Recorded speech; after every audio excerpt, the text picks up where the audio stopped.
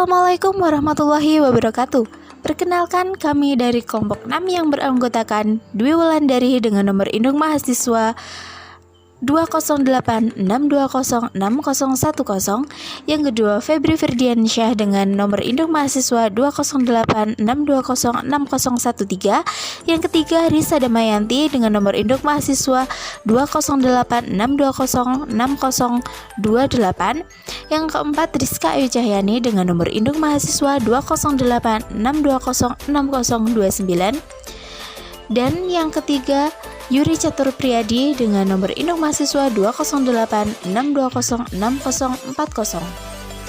Di sini kami akan mempresentasikan hasil kerja kami mengenai perkembangan pragmatik dan semantik anak.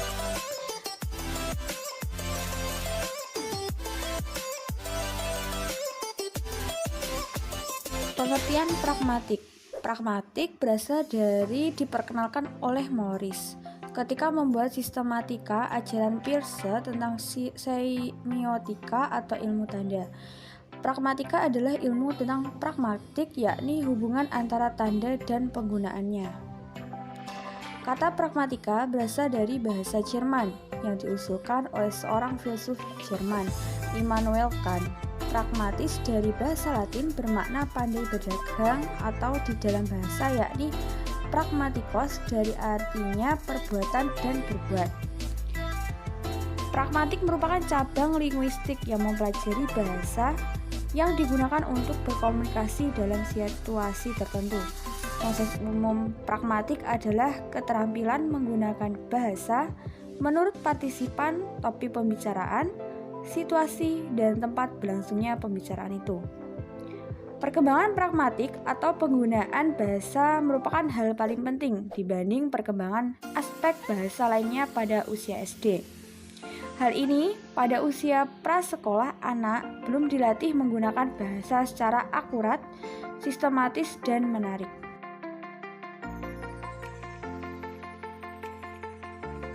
Berbicara tentang pragmatik, ada 7 faktor penentu yang perlu dipahami anak, yaitu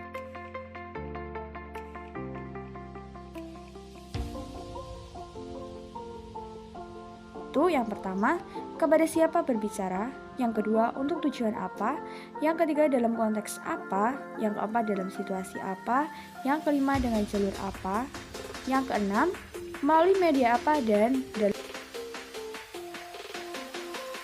dalam peristiwa apa. Pragmatik dalam 4 kemampuan berbahasa. 1. Pragmatik dari mendengar. Hakikat mendengar berhubungan dengan mendengar dan mendengarkan. Mendengar adalah peristiwa tertangkapnya rangkaian bunyi oleh panca indera. Pendengaran yang terjadi pada waktu kita dalam keadaan sadar akan adanya rangsangan tersebut. Sedangkan mendengarkan adalah kegiatan mendengar yang dilakukan dengan sengaja, penuh perhatian terhadap apa yang didengar. 2. Pragmatik dari berbicara. Berbicara bukanlah sekedar pengucapan kata atau bunyi, tetapi merupakan suatu alat untuk mengekspresikan, menyatakan, menyampaikan pikiran maupun perasaan. Ada 2 tipe perkembangan berbicara anak. 1. Egocentric speech terjadi ketika anak berusia 2-3 tahun, di mana anak berbicara monolog. 2. Social speech terjadi ketika anak berinteraksi dengan temannya ataupun lingkungannya. 3. Pragmatik dari membaca. Proses membaca terdiri atas beberapa aspek, diantaranya yang pertama aspek sensori, kemampuan untuk memahami simbol tertulis. Aspek perseptual, kemampuan untuk menginterpretasi apa yang dilihatnya sebagai simbol atau kata. Aspek sekuensial, kemampuan mengikuti pola-pola urutan logika dan gramatikal teks. Aspek asosiasi, kemampuan mengenal hubungan antara simbol dan bunyi. Aspek pengalaman, kemampuan menghubungkan kata dengan pengalaman yang dimiliki untuk memberikan makna. Aspek berpikir, kemampuan untuk membuat interferensi dan evaluasi dari materi yang dipelajari. Aspek belajar, kemampuan untuk mengingat apa yang telah dipelajari dan menghubungkannya dengan gagasan dan fakta yang baru dipelajari. 4. Pragmatik dari menulis. Menulis adalah kemampuan mengungkapkan gagasan, pendapat, dan perasaan kepada pihak lain dengan melalui bahasa tulis. Ketepatan pengungkapan gagasan harus didukung dengan ketepatan bahasa yang digunakan, kosakata dan gramatikal, dan penggunaan ejaan. C. Pengertian semantik. Semantik adalah bagian dari struktur bahasa yang berhubungan dengan makna, ungkapan, dan dengan struktur makna suatu wicara. Makna adalah maksud pembicaraan, pengaruh satuan bahasa dalam pemahaman persepsi, serta perilaku manusia atau kelompok. Pendapat lain dikemukakan oleh Shire dalam Bahardika 1989 yang menyatakan bahwa dalam semantik yang dibicarakan adalah hubungan antar kata dengan konsep atau makna dari kata tersebut, serta benda atau hal-hal yang dirujuk oleh makna itu yang berada di luar bahasa. Makna dari sebuah kata, ungkapan atau wacana ditentukan oleh konteks yang ada.